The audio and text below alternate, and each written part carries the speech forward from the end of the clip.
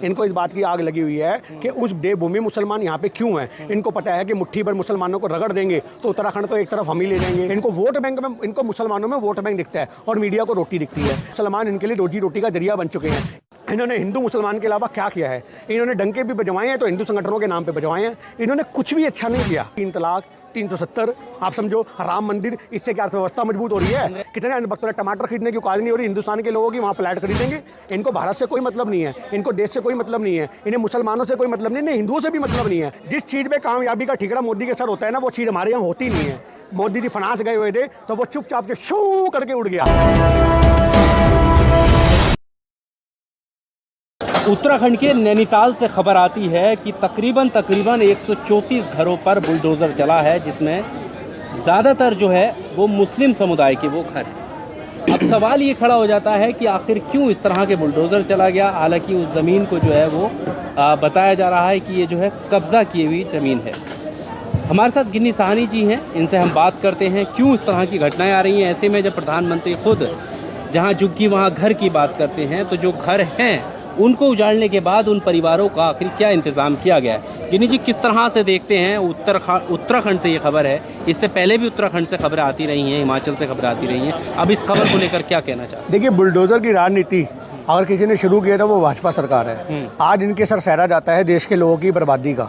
आज लोगों के जो घर उजड़ रहे हैं उसकी सहरा अगर कोई बांधेगा तो वो मोदी सरकार बांधेगी। ये वही मोदी जी हैं जो कहते रहे जहाँ झुग्गी वही मकान, हम लोगों को मकान देंगे। 2024 के अंदर किसी भी गरीब का मकान जो होगा उसके पास ना हो, ऐसा कभी नहीं होगा। और 2024 तक मुझे तो ऐसा लगता है कि जितने मुसलमान हैं, गरीब लोग हैं, जो दबे कुचले मैले लोग हैं, उनको कुचलने का काम कोई करेगा तो भाजपा करेगी। अरे मकान छीन के तुम क्या साबित करना चाहते हो? ये मुसलमानों के मकान छीनते हैं, उनकी रोजी रोटी छीनते हैं। इनको और कोई टारगेट करने को मिलता नहीं है, क्योंकि इनको बहुत अच्छे से पता है कि देश की 80% आबादी हिंदुओं की है। अगर हम मुसलमानों को प्रताड़ित करेंगे तो एक नैरेटिव सेट होगा कि हम हिंदूवादी सरकार है। मतलब अपने आप को हिंदूवादी सरकार बनाने के लिए ये मुस्लिम को टारगेट करते हैं, जबकि मुसलमानों को पीछे से गले भी लगाते हैं। आप समझो, अपने दामाद भी बनाते हैं। अभी वो सीमा हैदर आई, उसे भाभी भी बना लिया। आप समझो इस बात को। इन्हें मुसलमानों से नफरत नहीं है, पर इनको ये पता है किस तरीके से हमें, आपको अमित शाह का वो बयान पता होना चाहिए जो भी जुम्मा 4 दिन पहले दिया उन्होंने।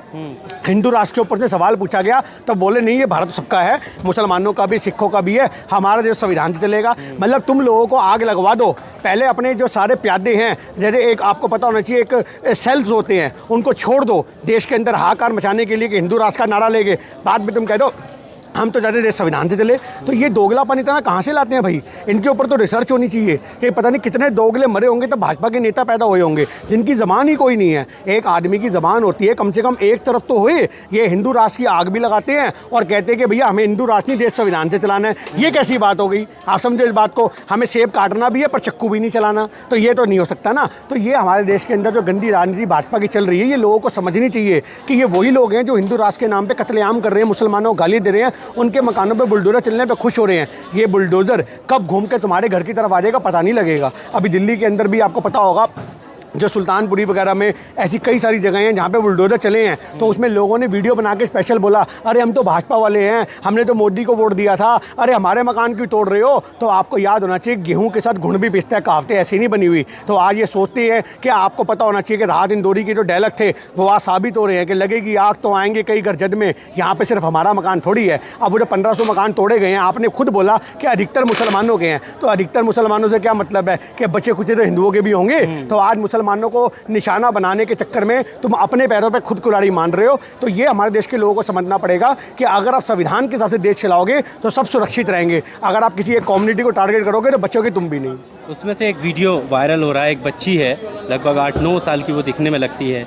वो कह रही है कि मेरी पढ़ाई है, मेरा एग्ज़ाम है, 3 दिन से लाइट नहीं आई है घर में और अब घर तोड़ा जा रहा है, कैसे हम एग्ज़ाम देंगे। एक तरफ प्रधानमंत्री नारी सशक्तिकरण की बात करते हैं, उस बेटी की गुहार आपने देखा हो, काफ़ी वीडियो वायरल हो, कैसे? क्या मतलब है? इनको कोई मतलब नहीं भैया, पढ़ो लिखो या ना पढ़ो, इनको तो ये मतलब है कि हमारी संस्कृति के लिए, हमारे देश के लिए सब कुछ करो, पढ़ाई ज़रूरी नहीं है। ये तो इनका बस नहीं चलता लड़कियों को भी गुरुकुल में भेज दें कि जाओ और सीखो कैसे आज दंगे होते हैं, कैसे माहौल ख़राब होता है। आप समझो पहले गुरुकुल में पढ़ाइयाँ होती थी, लोगों की बोधियाँ निकली होती थी, शास्त्रों का ज्ञान लेते थे, पर आज भाजपा सरकारों ने गुरुकुल का भी माहौल बदल दिया है। तो आज सही ना कहीं ना कहीं इनको बेटियों से कोई मतलब नहीं है, शिक्षा से कोई मतलब नहीं है। इनके हिसाब से देश अनपढ़ रहेगा तभी इनका समर्थन करेगा। और आज जो आप बेटियों की बात करते हो, इनके बारे में तो मोदी सरकार ना ही बोले तो अच्छा है। मणिपुर में जो हाल हुआ बेटियों के साथ, ये किसी छिपा नहीं है। तो ये अपने आप में दिखाता है कि इनको बेटियों से कोई मतलब नहीं है। इनको सिर्फ और सिर्फ 2024 की तैयारी करनी है, और 2024 के लिए इनके पास सुलगता हुआ अंगारों से भरा कोई मुद्दा है तो वो हथियार मुसलमान हैं।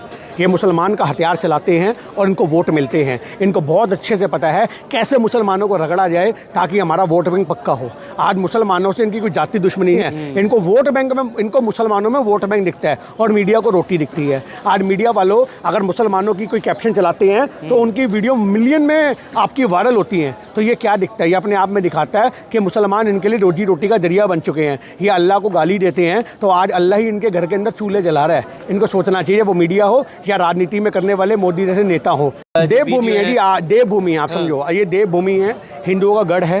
उत्तराखंड हो, हिमाचल हो, इनको देवभूमि कहते हैं। मेरी बात सुनो, क्योंकि उस देवभूमि में मुसलमान क्यों बस रहे हैं, इनको इस बात की आग लगी हुई है कि उस देवभूमि मुसलमान यहाँ पे क्यों हैं। इनको पता है कि मुट्ठी भर मुसलमानों को रगड़ देंगे तो उत्तराखंड तो एक तरफ हम ही ले जाएंगे, हिमाचल एक तरफ हम ही ले जाएंगे। इनको बहुत अच्छे से पता है कि 2024 के अंदर इनकी सरकार में बदलाव होना है। इनको पता है कि कांग्रेस की सरकार आ गई, इन्हें हजम नहीं हो रहा। तो किसी भी तरीके से हिमाचल की वीडियो निकल के आ रही हैं जिसमें मुसलमानों को प्रताड़ित किया जा रहा है या मुसलमान गन मचाते हुए दिख रहे हैं। एक दो बंदे हर जगह गंदे होते हैं। ऐसा नहीं है कि मुसलमानों का मैं समर्थन करता हूँ, मैं किसी का समर्थन नहीं, मैं सिर्फ सच का समर्थन करता हूँ। जो हमें दिखता है उसका समर्थन करते हैं। जहाँ मुसलमान गलत था, अभी वो लड़की को मारा दिल्ली के अंदर, हमने बोला साले को काट के ऐसी फेंको।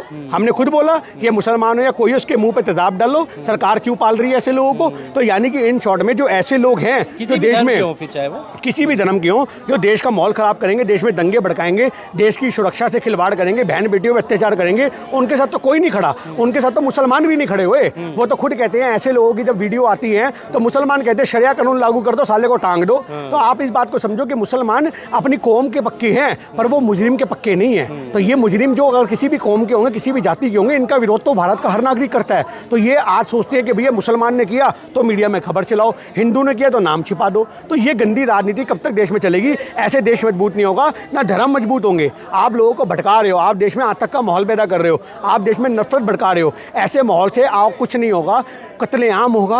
और 2024 के अंदर हमारे देश का जो माहौल है वो इतना गंदा हो जाएगा कि लोग इलेक्शन के नाम से डरेंगे, क्योंकि उनको पता है कि 2024 में गलती से भी मोदी सरकार आ गई तो इतना गंदा माहौल बन जाएगा कि आगे आने वाले 5 साल आपको मैं बता दूं, मुसलमान छोड़ो हिंदुओं के लिए सबसे बड़े खतरनाक साबित होंगे। क्या लगता है कि ये सिर्फ एक चुनाव की वजह से सब कुछ? बिल्कुल चुनाव की वजह से ही होता है। इनके पास और कोई मुद्दे ही नहीं है ना, क्या बोलेंगे?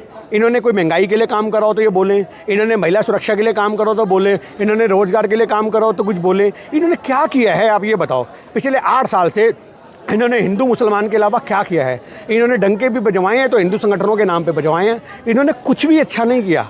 आप समझो, इनके पास कहने के लिए क्या है? 3 तलाक, 370, आप समझो राम मंदिर, इससे क्या अर्थव्यवस्था मजबूत हो रही है? आप समझो, मेरी बात सुनो, 370 से क्या अर्थव्यवस्था मजबूत होगी? आप बताओ कितने अन्य वक्त टमाटर खरीदने की औकात नहीं हो रही हिंदुस्तान के लोगों की, वहाँ फ्लैट खरीदेंगे।